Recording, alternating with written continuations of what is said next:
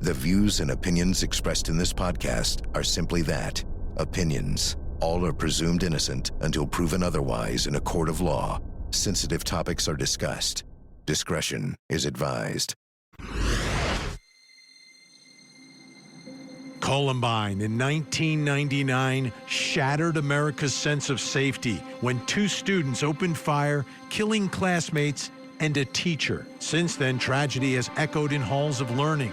Virginia Tech, Sandy Hook, Parkland, Uvalde, each massacre etching deeper scars. Parents grieve, children carry silent trauma, and communities struggle with fear that classrooms are no longer sanctuaries. These shootings ignite fierce national debates about mental health, bullying, violent media, gun laws, and school security, all of them thrust under a relentless spotlight. Yet despite promises of change, the cycle repeats, leaving society desperate for answers. Each name, each loss fuels the urgent demand, never again. Tonight, we take a closer look at what's happening in one county in one state, Volusia County, Florida, where the sheriff is taking a hardline stance and making an example of some very young children getting their first and hopefully only very public perp walks. Is the public shaming of these children part of the answer?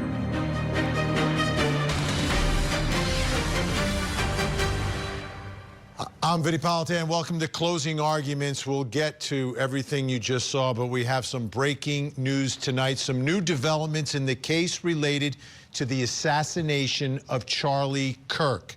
We've been taking an in-depth look at this case, every development, every twist, every turn as it makes its way now into our system of justice. Tonight, we're getting new details about the surrender of the accused killer. How exactly it happened, who was involved. Because remember, let's go back into time. What we've learned is that the shooter was recognized by his own parents, and his parents had to coordinate this surrender, but they are hundreds of miles away from where all of this happened. So tonight, for the first time, we're hearing from Sheriff Nate Brooksby, who is the Washington County, Utah sheriff, who is describing exactly how this occurred, what the issues were, and how they took into custody who was America's most wanted accused assassin. Let's take a listen. Obviously, we knew Charlie Kirk was assassinated at UVU in the afternoon. About a 33-hour manhunt ensued, and I was winding down for the evening. And at exactly 8:02 on the 11th, I received a call from a friend of mine who happens to be a retired detective that worked for me for many years. I didn't put that out there initially. I wanted to protect that individual as much as possible. Unfortunately, in the court documents, which is standard, he was referenced as a retired Washington County deputy. So I didn't put that out there. It was in the court docs. I was trying to protect even that information and just saying retired law enforcement in general. So I get a call from my friend, and he said, "Hey, how you doing?" Good. And it's not, he's been retired a few years. We'll call each other. It's not unusual for me to get a call from him or vice versa. And at 8:02 p.m., he calls me. Hey, I can tell his voice is kind of shaky. So my first thought is, who died? Like who's he going to tell me that died? And then I couldn't fathom what actually came out of his mouth. So he said, "Hey, I know who Charlie Kirk's shooter is. I know the family through religious association, and he's in Washington County now, and we're working on trying to get him to come in voluntarily." During that phone call, some information was provided about Tyler potentially having some suicidal ideations, was en route to a remote area of Washington County. The parents convinced him not to do that, and conveyed that they would stand by him and help him surrender peacefully.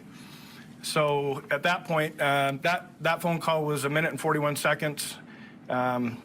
I immediately called Sheriff Mike Smith in Utah County, who I knew was at the incident command in Utah County.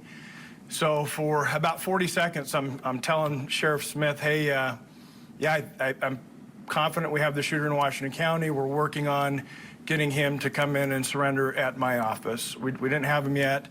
And after about 40 seconds, Sheriff Smith's like, wait, what are you talking about? So he was shocked, as I was, to hear the news. And so I repeated myself. He said, you know, how credible is it? I said, you know, I trust this guy that called me with my life. And I think it's time you need to get your people, the lead investigators, headed to Washington County. Within the hour, my friend drove Tyler and his parents to my office, where he was greeted by plainclothes detectives. So that was part of the deal. Is Tyler knew it was just inevitable with all the law enforcement pressure that his picture in the news, the gun on the news. He knew it was inevitable that he would be caught. He was fearful of a SWAT team hit on his house, or he was fearful of being shot by law enforcement. So part of the negotiation and getting him to bring himself in was that we would treat it as delicate and as soft as possible to make him feel comfortable to where he would show up at my office, and that's exactly what happened. So since we weren't the lead agency, basically it was about a 2.5 hour waiting in a room, not communicating with the suspect. Our job was not to interview, our job was just to get him here. So after about 2.5 hours, we ended up getting federal agents and state agents in, and some of my detectives were asked to go out into the community and secure 2 locations, so the parents' home and the apartment that Tyler was living in, along with the vehicle that Tyler was likely driving up at UVU. Incredible insight into how this all happened. You know, a lot of times we look at law enforcement and we don't see the human part of this, but to get that information, I mean, this was the most wanted person everyone's talking about, especially in Utah. And the sheriff gets the call at the end of the night, and then all the pieces have to go into play. A lot of fascinating parts of all of that. The one thing that really struck me was that he said that the accused assassin basically had reached the point where he knew he wasn't going to get away with it, because all these text messages and communications that he had immediately in the aftermath with his roommate/lover, to me, seemed to indicate that he thought he was getting away with it. Oh, I guess if I can get the gun, you know, and then, you know, like he had this plan, he thought he was going to get away with it, and then reality sort of set in that moment. And with his parents and the detective, the retired detective, helping coordinate all of this, he was brought in safely. The other thing that struck me was he was afraid of dying. He was afraid of dying. Well, he surrendered to a case that is now a death penalty case. Let's bring in our think tank. We've got him live in studio tonight. Criminal defense attorney, former prosecutor David Schnipper is with us. Criminal defense attorney Eklund Mercy, and criminal defense attorney, the man behind the glasses, Josh Schiffer. Great to see everyone tonight. Initial reactions to the way this happened. Well, what struck me was that I felt that the sheriff, or the head of the law enforcement, like, he got it. Like, you had to give the Tyler Robinson a little leverage, because it is their job to get him. How do we get him in?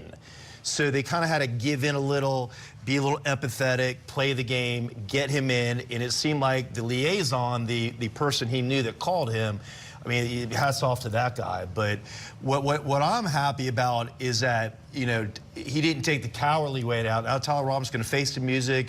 Utah's a death penalty state. It's actually a firing squad state. One of 5 states is a firing squad state.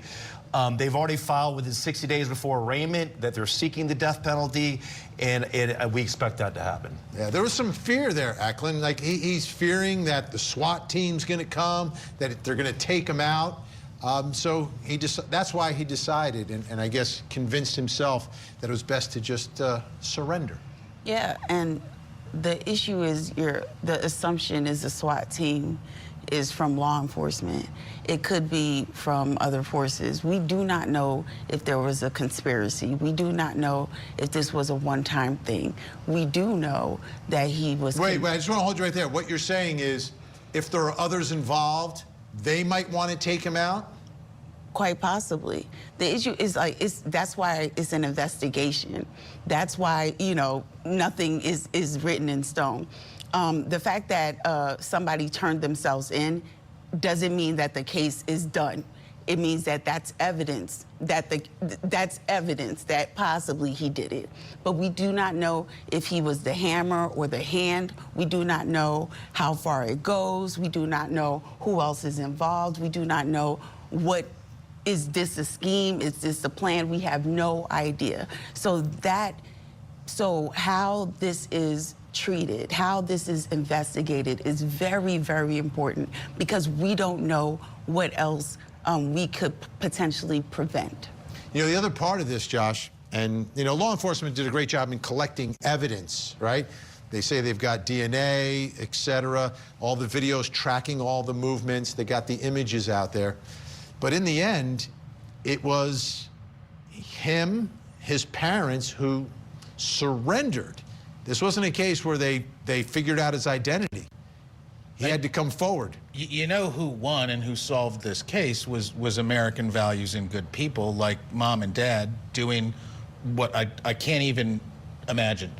Bringing your child in, knowing that your child has admitted to something in Utah. This is a family that has strong American conservative values, knows about what happens to people that are murderers and assassins. Well, the governor told everybody. Yeah. The governor more than once mentioned that this was going to likely be a death penalty case. And the idea that this mother and father put what is most important, our whole community, in front of their son, counseled them, and then worked to very peacefully bring in the most wanted fugitive America has seen in decades without the assistance and the people trying to take credit. No, this was a young man who realized after talking with his family that the game was done.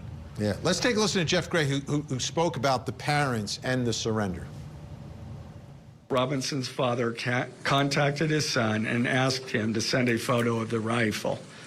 Robinson did not respond. However, Robinson's father spoke on the phone with Robinson. Robinson implied that he planned to take his own life. Robinson's parents were able to convince him to meet at their home. As they discussed the situation, Robinson implied that he was the shooter and stated that he couldn't go to jail and just wanted to end it. When asked why he did it, Robinson explained there is too much evil and the guy, referring to Charlie Kirk, spreads too much hate. They talked about Robinson turning himself in and convinced Robinson to speak with a family friend who is a retired deputy sheriff.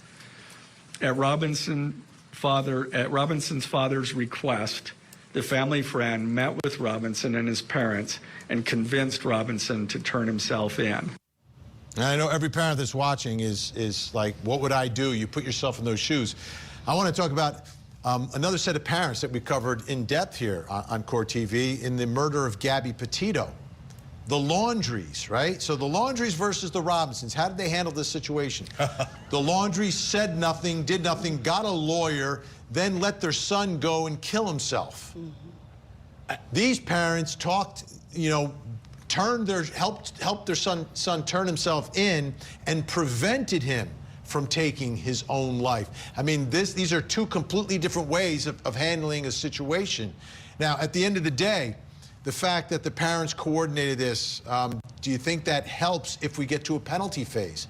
Is that something a jury might look at as a mitigating factor in perhaps sparing his life because he surrendered? Absolutely not. I think that the jury's going to see the aggravating factors based on Charlie Kirk was basically a star in the making, could have been the future president of the United States down the road, that some radical left kid who got brainwashed murder somebody in front of 3,000 people openly, a public official, where other people could have been, heard. Well, that's the big aggravating factor, right? The potential danger to 3,000 people, including children who are there. And he's a public official, and I think nothing's a slam dunk in life, but I think that especially in a red-blooded state like Utah, he's going down.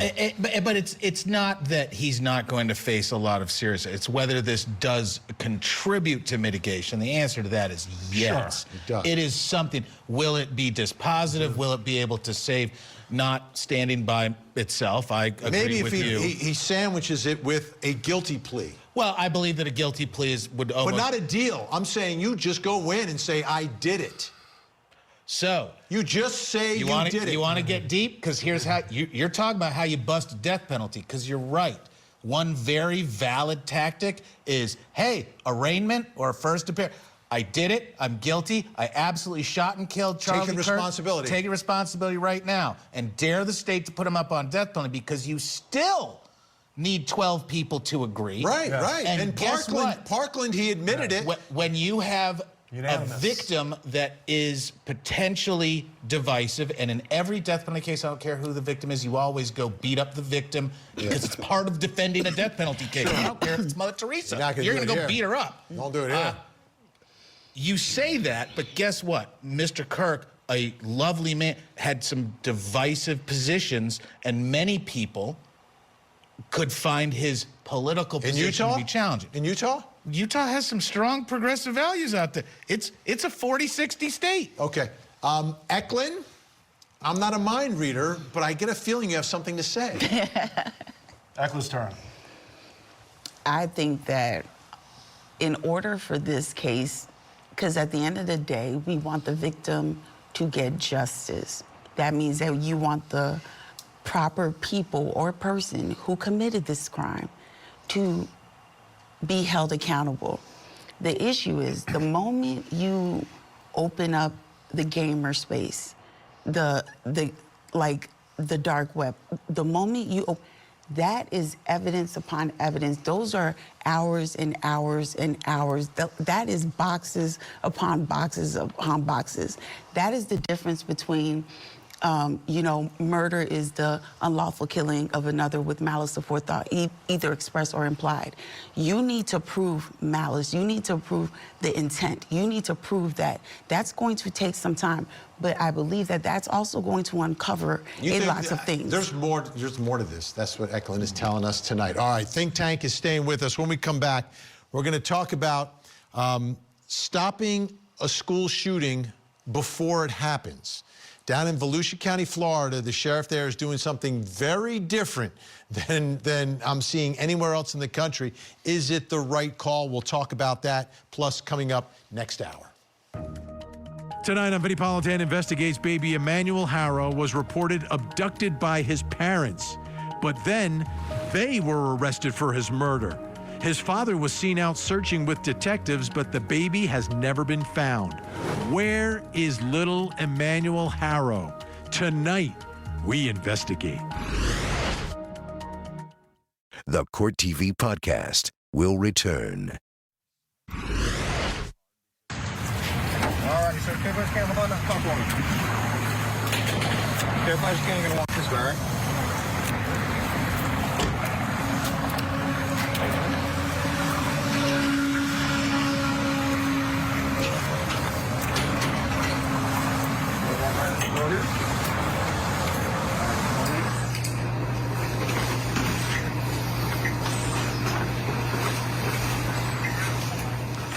He's 11 years old. Hopefully, this is his only perp walk ever, but it's for real. It's happening down in Volusia County, Florida, where the sheriff is taking a hard line against some young accused offenders. This is reality. 11 years old.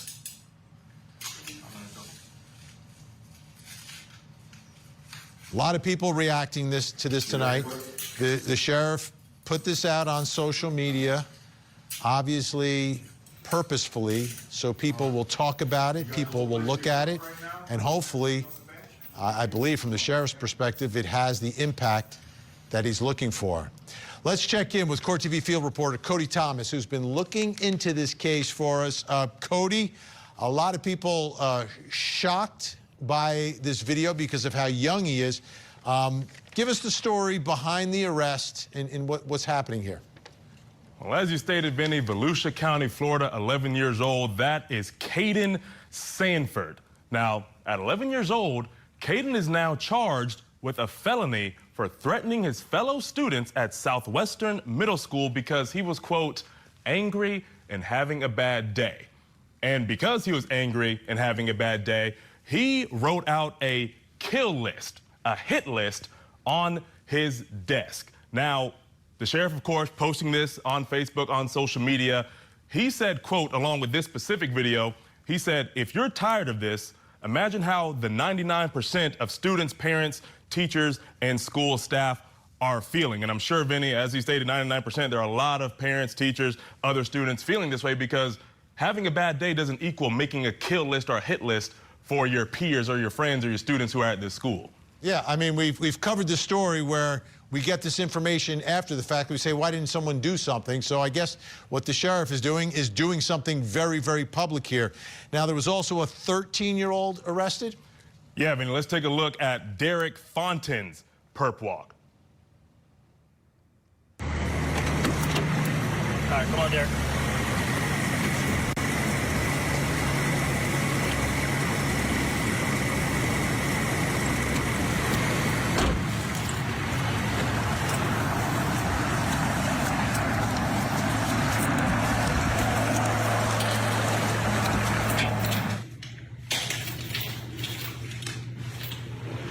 You turn around, face me.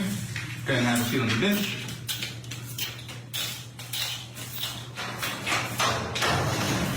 Now, Vinnie, unclear as to why his shirt was off at the beginning of that perp walk. But again, 13-year-old Derek Fontaine.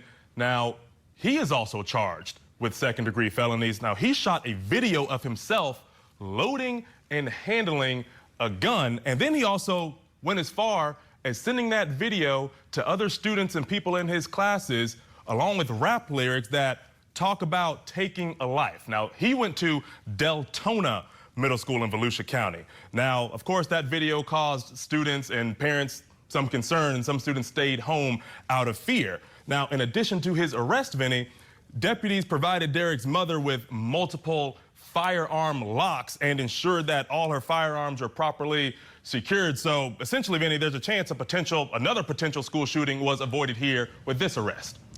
All right, we've got another minor, Xavier Pineda. And what's the story behind that arrest? Yes, 15 years old, Vinnie. Let's take a look at Xavier's perp walk.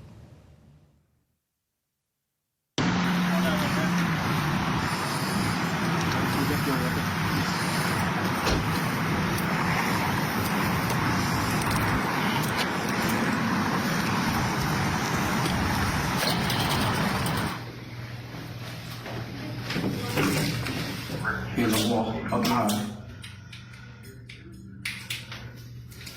Here's the. All right. Let me see here. This one. It's okay. Step forward in here. Have a seat right there, all right? You're not away.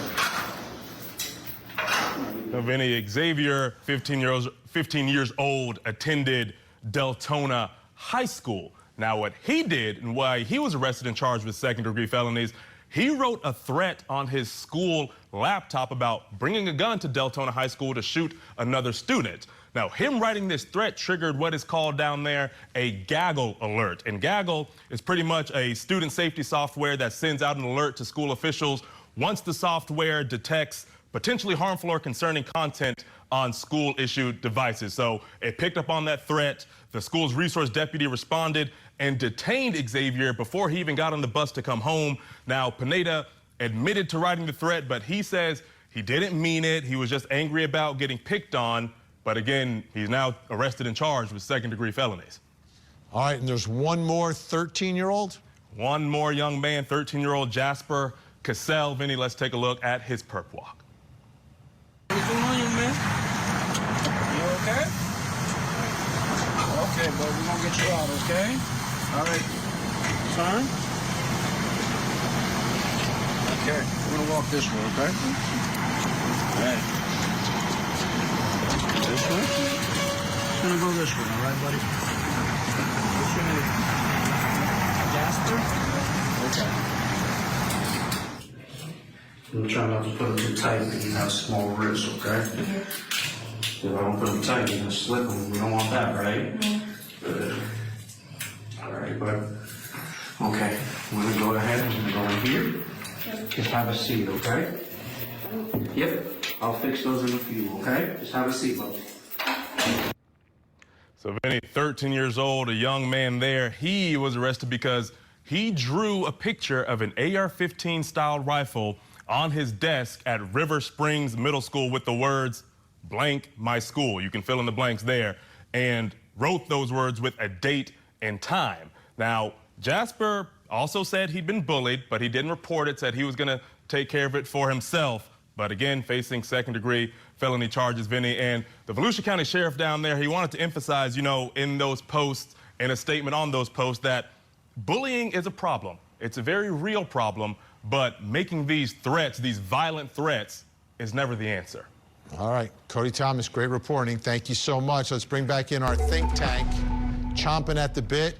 David Schnipper, Eklund Mercy, Josh Schiffer. Josh, I can sense from you have something to say. Hey, Deputy Volusia, whatever, he's a pro at bullying, knows lots about it, because he's a bully with a badge who basically just abused a bunch of legally incompetent children. Not that I'm excusing their behavior, because guess what? Little boys do the most incorrigible, stupid, insane things in the years. I drew thousands of guns. They also shoot up schools. That's part of the, I mean, that's what we're talking about here, So though. do we regulate 13-year-old boys or guns? Notice they left mom with gun locks because she couldn't control her kid. She didn't get arrested, and they left the guns in the home.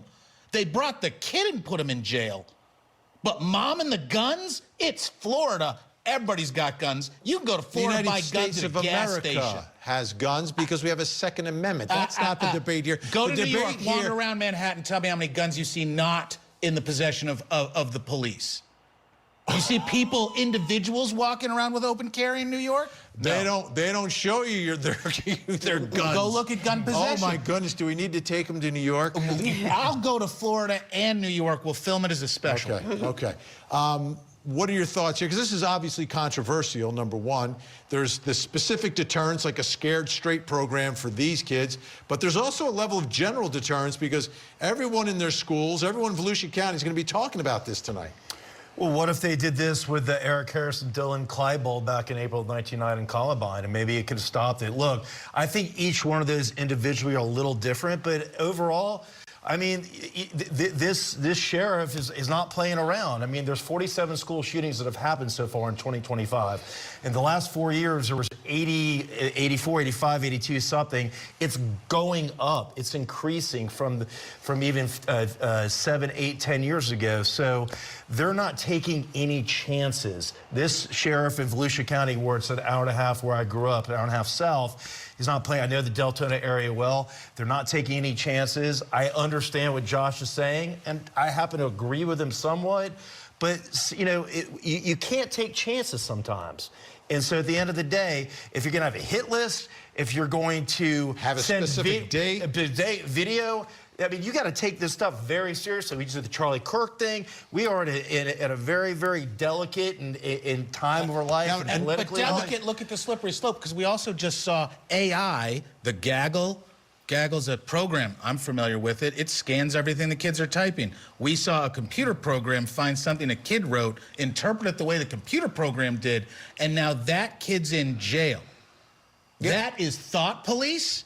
That is predictive arrest. That is criminalizing Oxford school thought. shooter drawing pictures that morning ends up killing people in his school, destroying lives. Nobody did anything. All right, so why don't you hire he was teachers literally and not drawing a program. pictures. Oh my God, I can't. So here's the thing. The problem is that you kind of ruin 4 lives in the sense that your first go-to is jail. I didn't hear parents mentioned. I didn't hear an IEP mentioned. I didn't hear a psychologist mentioned. We have adults who have PTSD from being arrested for a simple speeding ticket. Now you put a child, 11 years old, and you record it for the world to see, and he's already been bullied. Now you gave his bully so much ammunition. That kid is going to have this on his back for the entire rest of his life. Hey, Eklund. They did that to all of the boys. For what? They are kids. They don't know any better. Instead of teaching them, you're putting handcuffs on them. Is it mutually and parading exclusive? them. It's not fair. Do you think those They deserve to be hurt. You mean to tell me that there's still bullies out? The bullies aren't being arrested, but the kids are? We don't even know the full story, and you're going to inflict PTSD on them? They're children. You're guaranteeing those kids come back. Exactly. You're getting them. 100%. You're getting them primed for prison. They know what it feels like. They know what the back of the car feels like. Guarantee they know what the handcuffs feels like. They know the cold room in the prison feels like. They know what it feels like being talked to like an animal. God, my heart breaks for them. The flip side is other kids will see that and now they'll think. No, they won't. Oh, yeah, they will. No, they won't. Sacrificing a couple of kids is fine until it's your kid. No. No, you're sacrificing incompetent children as the altar of fake public safety. Children were not picked randomly. No. There was actual conduct. One kid's posting a video showing the actual weapon that he was going to use. And if his parents had enough money, you wouldn't have seen anything. Absolutely. And guess what? I don't know how much money the parents have. You go look at the other kids, what they're drawing. Anything. You go look and see what the other kids are drawing. Go poll teenagers. Which one of you has ever wanted to burn your school down? Every single one of them. Which one of them's always been angry at a teacher? Not going to be This is ridiculous. This is criminalizing child brain. Central Florida, they're going to be the school shootings. A depressed place. It's just going to be a place where kids cannot be children. Children cannot get. The reason why we have age limits, the reason why is because they're children. The reason why they are, they can't be. But there are children that are shooting children. No, but here's the thing. Who's giving them the guns? Who's giving them the guns? Where did the state of Florida gives you a gun the moment you fall on the ground? It's guns everywhere. At that point, it's like at one point you're going to have to.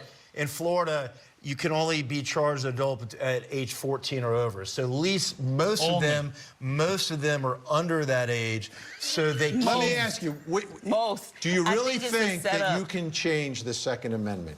Do you honestly think that that's a discussion for a different day? No. Just yes. Do you think it can actually be done? I believe there's reform for gun policy in the United States. Changing the Second Amendment. You don't have to change the Second Amendment to increase gun safety in America. That's a falsity. You're buying into the lies of pro-gun groups. Lies. I've read the Constitution. No. We can require insurance.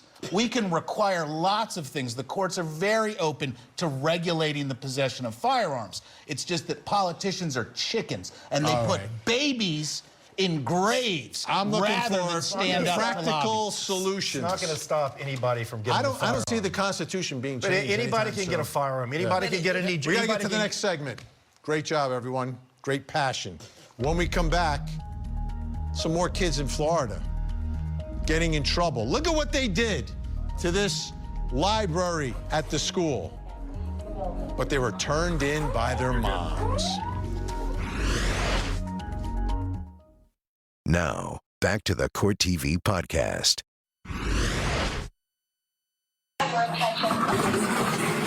Freddie, you're good.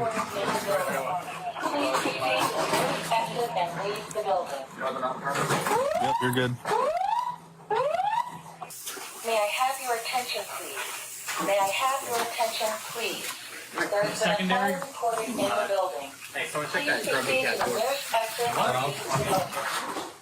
If you guys want to keep going, I'll do a secondary in here. Just, I know. May I have your attention, please? May I have your attention, please? There's been a fire recorded in the building. Please proceed to the nearest exit and leave the building. Locked. guns drawn. They didn't know what they were getting into. It was simple teenage and pre-teenage shenanigans and vandalism. They did figure out who did it. $50,000 worth of damage. Take a look.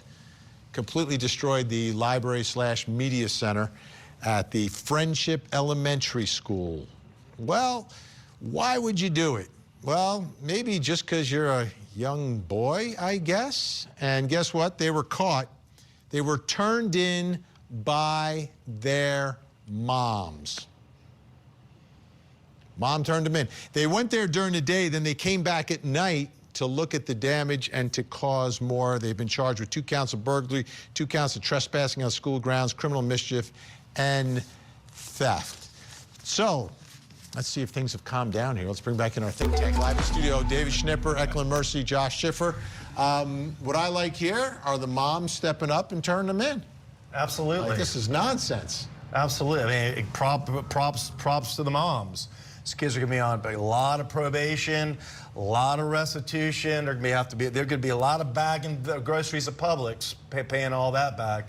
I mean, it's incomprehensible that they would do that. I don't know what's wrong with them. I don't know what happened in their upbringing that they would do that and think it's funny or whatever. But at the end of the day, Josh looks like he's done it. It's not that I think he's done this. Yes, I have. I've done lots of horrible criminal things when I was a kid.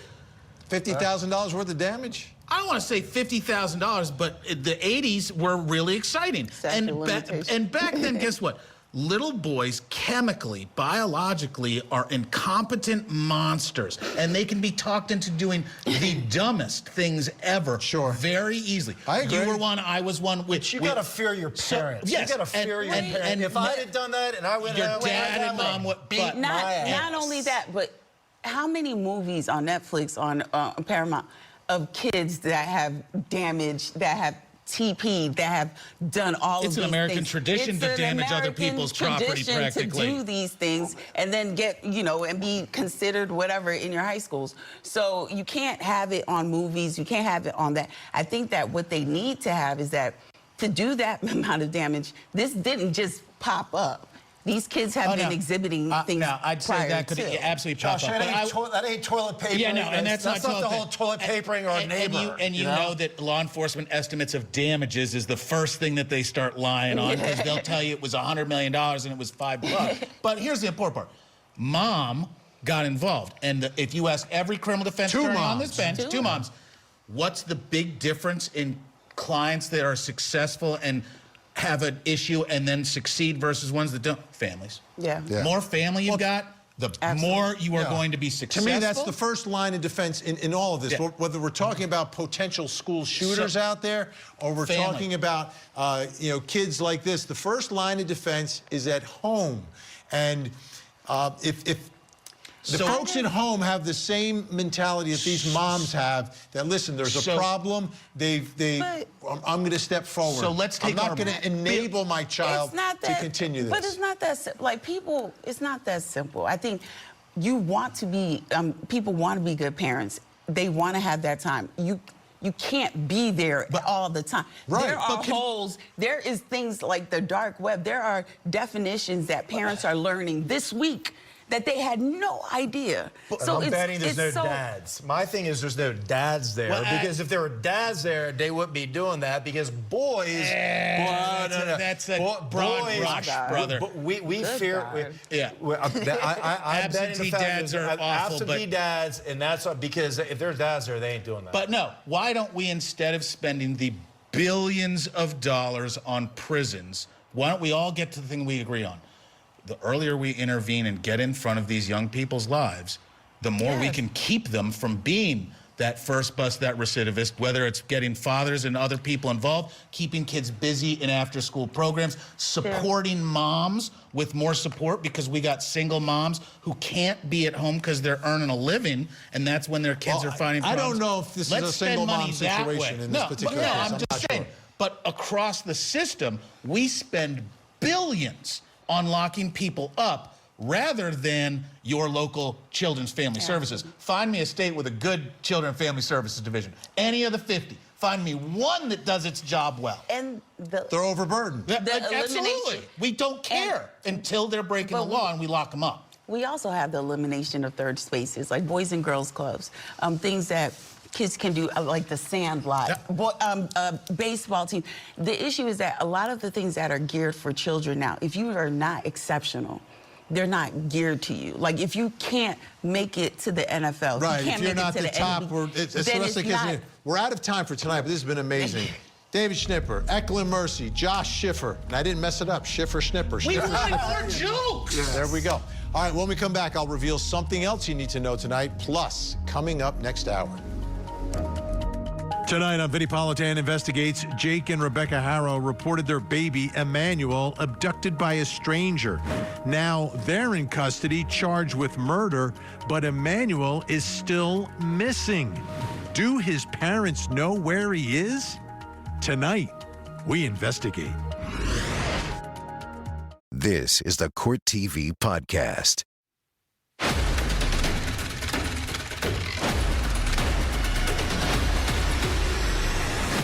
Time to reveal something else you need to know tonight. Let's take a look at the big board, and we've got a verdict in the tragic drive-by shooting and killing of a 4-year-old girl. Her name, Sunny Bell. Let's take a look. State of Florida versus Quandarius Hammond, Zavante Sampson, Jalen Bedward, Andrew Thompson, and James Denson. Verdict form: we, the jury, find as follows as to count 1 of the indictment as to Quandarius Hammond. The defendant is guilty of the first-degree premeditated murder of Sunny Bell, as charged. And did the defendant personally carry, display, use, threaten, or attempt to use a firearm? Yes. Did the defendant actually possess a firearm? Yes. Did the defendant discharge a firearm? Yes. We, the jury, find as follows as to count 1 of the indictment as to Zavante Sampson. The defendant is guilty of first-degree premeditated murder of Sunny Bell, as charged. We, the jury, find as follows as to count 1 of the indictment as to Jalen Bedward. The defendant is guilty of the first-degree premeditated murder of Sunny Bell, as charged. We, the jury, find as follows as to count 1 of the indictment as to Andrew Thompson. The defendant is guilty of the first-degree premeditated murder of Sunny Bell, as charged. And did the defendant personally carry, display, use, threaten, or attempt to use a firearm? Yes. Did the defendant actually possess a firearm? Yes. Did the defendant discharge a firearm? Yes. We, the jury, find as follows as to count 1 of the indictment as to James Denson. The defendant is guilty of the first-degree premeditated murder, as charged. And did the defendant personally carry, display, use, threaten, or attempt to use a firearm? Yes. Did the defendant actually possess a firearm? Yes. Did the defendant discharge a firearm? Yes. Justice tonight for Sunny Bell. All guilty, all going to prison. All right, folks, take a look at your screens. We have a missing child who needs your help. This is Jeremiah Javon Ryan Brooks. Jeremiah is just 17 years old, missing out of Vancouver, Washington since September the 15th. If you see Jeremiah, pick up the phone, make a call, make a difference. 911, 1-800-LOST, or you can call the Vancouver Police Department in Washington. That number's on your screen. Okay, folks, don't go anywhere for another hour of live true crime. And please, please, please, after the discussion we had tonight, let's prevent those children from ever having to think that they have to strike out and use violence against their classmates. Please don't forget to hug the kids.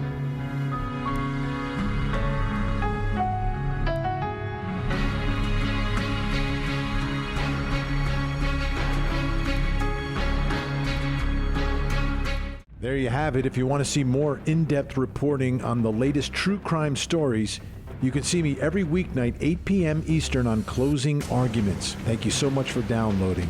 And as always, please don't forget to hug the kids. This podcast is a production of Court TV. Go to CourtTV.com for more content, trials on demand, and to find out how to watch Court TV in your area.